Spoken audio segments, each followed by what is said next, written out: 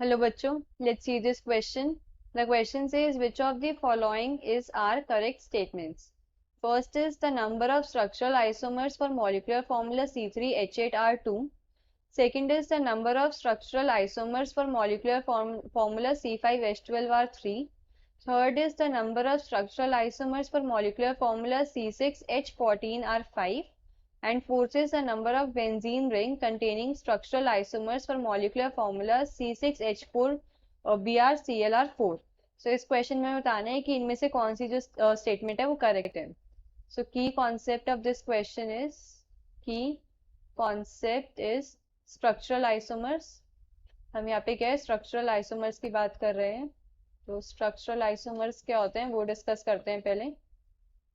Structural isomer हम ऐसे बोल सकते हैं कि वो आइसोमर्स होते हैं जिसके अंदर जो एटम्स होते हैं वो कम्प्लीटली जो है ना डिफरेंट ऑर्डर के अंदर अरेंज्ड होते हैं. मॉलिक्यूलर फॉर्मूला सेम होता है बट जो अरेंजमेंट है मॉलिक्यूल्स की वो क्या होती है, डिफरेंट होती है, कनेक्टिविटी डिफरेंट होती है.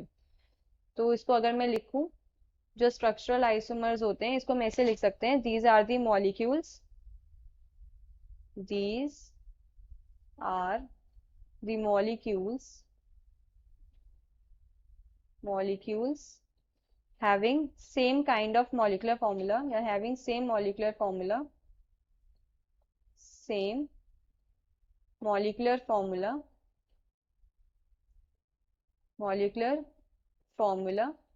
but different connectivities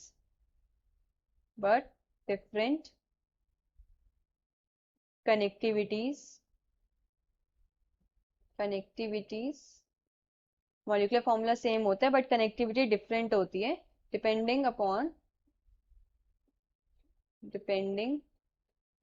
upon the order they are put together.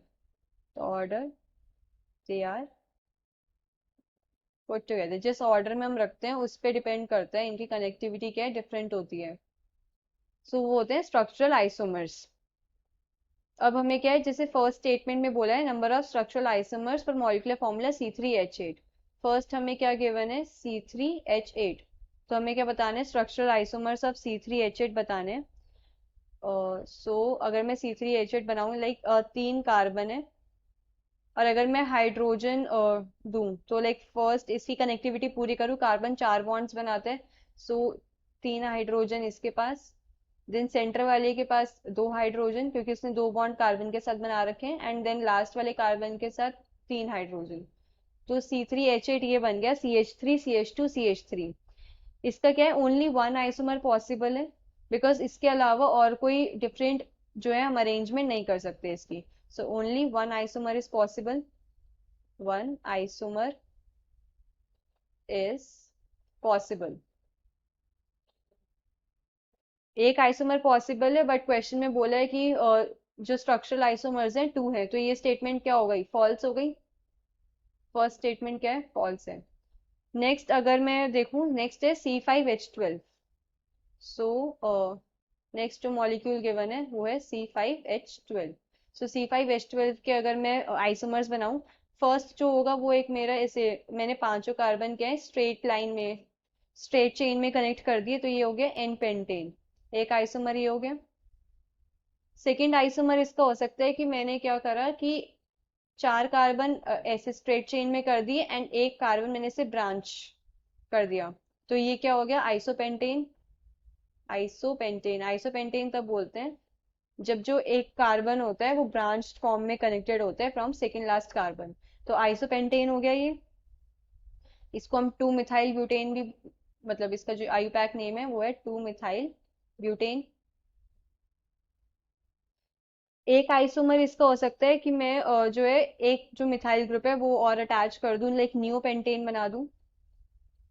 यहाँ पे भी एक कार्बन अटैच्ड है, यहाँ पर भी एक कार्बन अटैच्ड है और एक कार्बन, ये 5 कार्बन की मैं ऐसे अरेंजमेंट भी कर सकती हूँ. तो ये क्या है, नियोपेंटेन. और अगर इसका आईयूपैक नेम लिखूं, आईयूपैक नेम क्या हो जाएगा इसका, 2,2 डाइमिथाइल प्रोपेन. एक अरेंजमेंट ये हो गई. तो इसके क्या 3 पॉसिबल अरेंजमेंट्स है. सो 3 आइसोमर्स पॉसिबल है. क्वेश्चन में हमें गिवन है 3, तो ये स्टेटमेंट क्या है, ट्रू है। सेकंड स्टेटमेंट ट्रू है। नाउ अगर नेक्स्ट मुझे गिवन है C6H14, थर्ड जो गिवन है C6H14, तो C6H14 में फर्स्ट आइसोमर हो जाएगा, मैंने स्ट्रेट चेन में कनेक्ट कर दिया ऑल 6 कार्बन्स को। देन नेक्स्ट जो होगा, मैंने वही आइसो बनाया,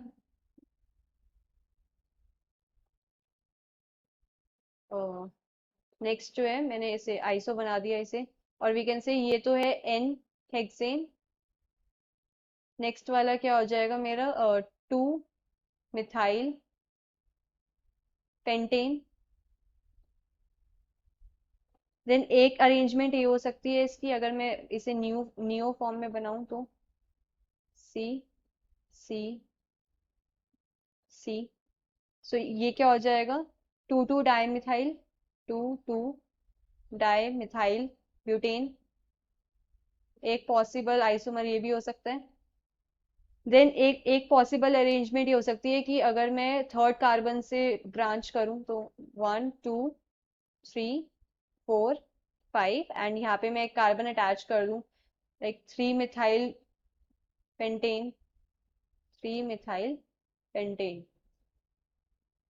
पीछे हमने बनाया था 2 मिथाइल पेंटेन, 2 मिथाइल, जैसे 2 मिथाइल पेंटेन, अब मैं 3 मिथाइल पेंटेन भी बना सकती हूँ एक पॉसिबल अरेंजमेंट, लेकिन उससे आगे शिफ्ट करूंगी तो नेम फिर से क्या हो जाएगा, 2 मिथाइल पेंटेन। सो 3 मिथाइल पेंटेन एक पॉसिबल अरेंजमेंट है।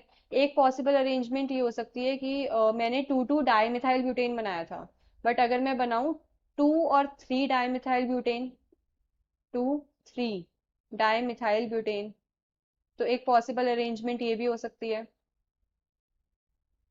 सो अभी हमने देखा ये 5 पॉसिबल मतलब अरेंजमेंट्स पॉसिबल हैं। सो 5 आइसोमर्स,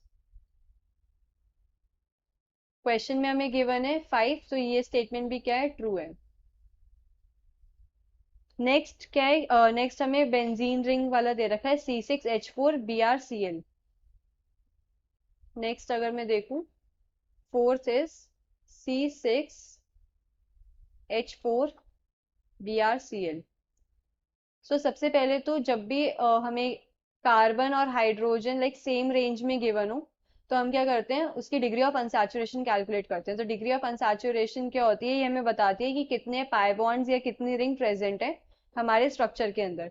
डिग्री ऑफ अनसैचुरेशन कैसे कैलकुलेट करते हैं, number of carbons +1 minus number of hydrogen divided by 2 minus number of halogens divided by 2 plus number of nitrogens divided by 2। तो अगर मैं इस ये मॉलिक्यूलर फॉर्मूला के अंदर देखूं जो हमें गिवन है, नंबर ऑफ कार्बन हैं 6 +1, हाइड्रोजन्स आर 4, सो -4/2, और हेलोजेंस कितने, 2 हेलोजन गिवन है, ब्रोमीन एंड क्लोरीन, सो -2/2। इसको अगर मैं सॉल्व करूं तो इसको सॉल्व करने पे क्या आ जाएगा मेरे पास, 4। अब यहाँ पे जो 4 है, 4 से 4 क्या रिप्रेजेंट कर रहा है, मतलब एक तो रिंग है इसके अंदर, और एक क्या प्रेजेंट है, मतलब 3 जो है डबल बॉन्ड प्रेजेंट है बेंजीन रिंग के, 3 डबल बॉन्ड। तो जो स्ट्रक्चर है वो एक ऐसा हो सकता है, दिस बेंजीन रिंग, एंड यहाँ पे क्या है, ब्रोमीन प्रेजेंट है, और सेकंड पोजीशन पे क्लोरीन प्रेजेंट है। एक स्ट्रक्चर ये हो सकता है, अ, इसको इसका नेम क्या हो जाएगा, 1 bromo 2 chloro benzene, 1 bromo 2 chloro benzene.